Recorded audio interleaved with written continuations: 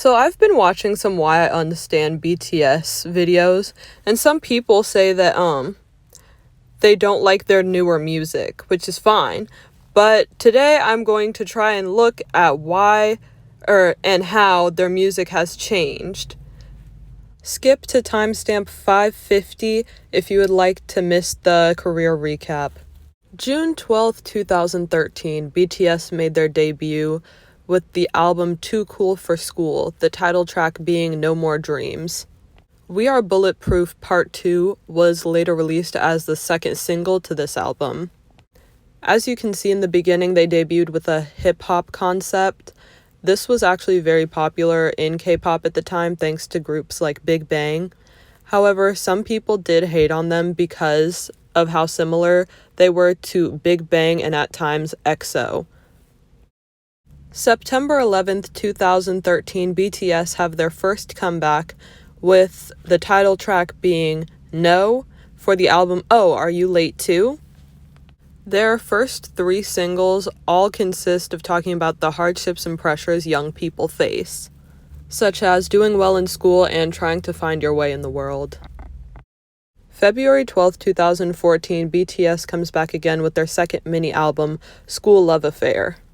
At this point, BTS are consistently coming back every 6 months or so. The title track this time around was called Boy in Love, and this was one of their first title tracks that didn't necessarily cover the anxiety and pressure of growing up. Despite this, it's still very relatable as a lot of people do have in-school crushes. I believe it was at this time that EXO-L started hating on them for quote-unquote plagiarizing EXO, and I think it was literally because they were wearing school uniforms in the music video, despite some of the members being young enough to still be in school. The second song released off of this album was the melodic masterpiece Just One Day. August 19th, 2014, BTS releases their first official album, Dark and Wild, with the title track being called Danger, which was a return to their hip-hop sound from before. April 29th, 2015, we are now entering almost a transitional period for BTS, but they released the first part of The Most Beautiful Moments in Life. This comeback was a lot softer than anything they released before. The title track, I Need You, with its pop sound and honest lyrics, managed to get BTS their first music show win, a year and a half after debut. The second song to be released off this album was their high-energy track Dope, and fun fact, it was their first music video to surpass 100 million views. November 30th, 2015, they would release part 2 in the series, and Run is one of my favorite songs from their earlier discography. Do yourself a favor and listen to House of Cards again, because it can still make me cry. May 2nd, 2015, Young Forever came out, which was the last album in the Most Beautiful Moments in Life series, with their electro-pop title track, Fire. This series proves that BTS can create long-form meaningful content without having to sacrifice quality for quantity. October 10th, 2016. To me, this is officially the new BTS, not necessarily the men we see today, but no longer the boys we used to know. As a matter of fact, this was actually Jungkook's first comeback as a legal adult. This era is still very hyped and loved within the fandom, none other than, you guessed it, Blood, Sweat, and Tears. The Wings album actually has a solo from all 7 members on it. 2016 did a lot for BTS's career, as now we can no longer deny that they are a mainstream act.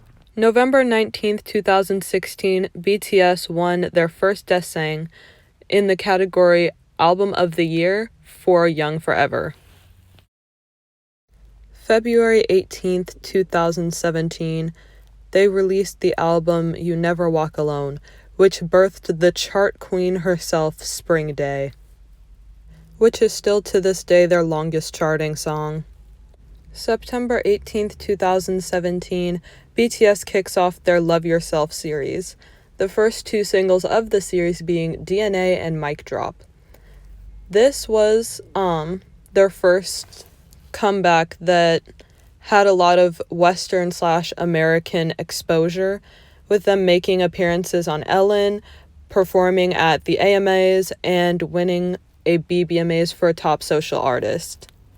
From that point on, BTS have been on an insane winning streak, going on to being one of the biggest boy bands in the world or of all time, and their story is still not over.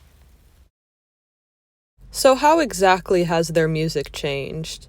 Well, we need to keep in mind when they debuted, all of the members were 22 and under. What really seemed to draw people in was that it was a group of young men talking about their life experience as they went through them. Listeners at the time really got to grow up with them. And mind you, since they were a hip-hop group in the beginning, hip-hop is known for not giving a fuck and having brash, bold lyrics that carries a certain sense of honesty to it, with how open and honest they used to be about their struggles. As they navigate adulthood, we can really sense it in their music. Once they kind of transitioned into more pop music, even though it kept with the trends of music, pop music often demands a certain level of perfection from its artists. Keep in mind, pop music before, I would say, 2018 was nothing like what we're seeing today over in the West with girls like Billie Eilish. Pop music is known to be formulaic and kid-friendly. For example, BTS doesn't seem to curse as often as their music as they used to. Also, with BTS's current success, it leaves very little room for error. Now that they're so big, they can't make little mistakes like how they would that could turn into huge scandals. Like, even the lives that they do now are monitored, and you can tell.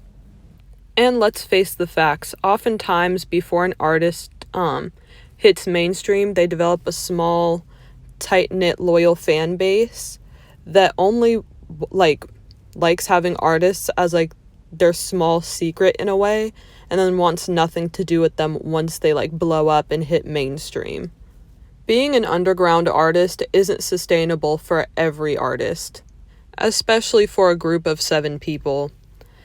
Also, some people say that the bigger BTS gets, the less connected they feel to them, and honestly, I don't get that, but it's okay. And that's the end of my video and all my analysis and things.